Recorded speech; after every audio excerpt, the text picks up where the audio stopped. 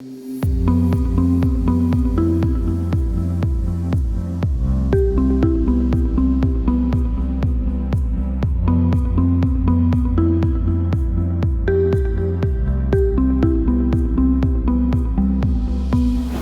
hoje o nosso assunto será barba.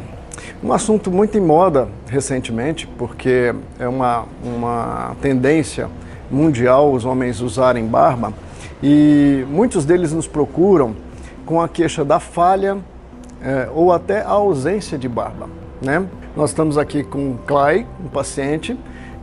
Clay tem 38 anos, ele teve o aparecimento da barba dele foi mais tardio, né? Foi depois dos 30 anos, e se deu exatamente pelo tratamento clínico. Então ele aumentou muito a quantidade de fios com a utilização de medicamentos e tratamentos de casa e de consultório, em que ele utilizou latanoprosta e o minoxidil, e aí houve um estímulo do crescimento desses folículos. Esses folículos que eram mais atróficos, mais finos, começaram a se desenvolver e ocuparam mais volume, dando mais densidade na barba.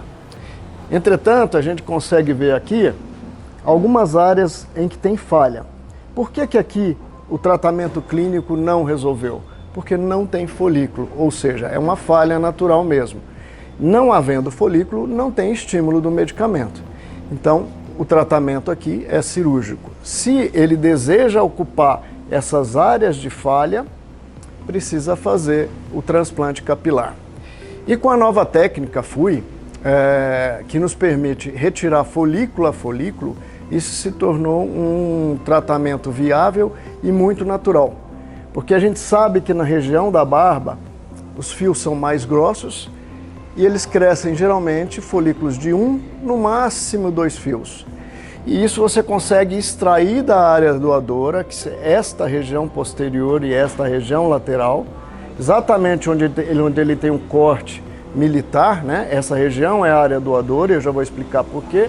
Retirar os folículos que são mais próximos do que a gente tem da barba, ou seja, buscar fios mais grossos, folículos com 1 e 2, como eu falei, e retirar unidade por unidade e implantar na região da falha.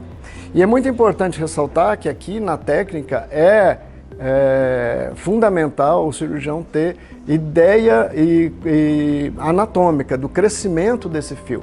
Então, nós temos os fios que crescem num sentido, outros que mudam o sentido no transcorrer do seu trajeto. Então, para dar uma garantia de naturalidade, precisa que sejam implantados na direção correta para que ela fique bacana. Então, muitos homens nos procuram para ocupar essas falhas que existem, para refazer o desenho da barba. Às vezes a barba é mais estreita, ele quer uma barba mais longa, mais alargada. Esse é um tratamento muito bacana, com resultado bem legal.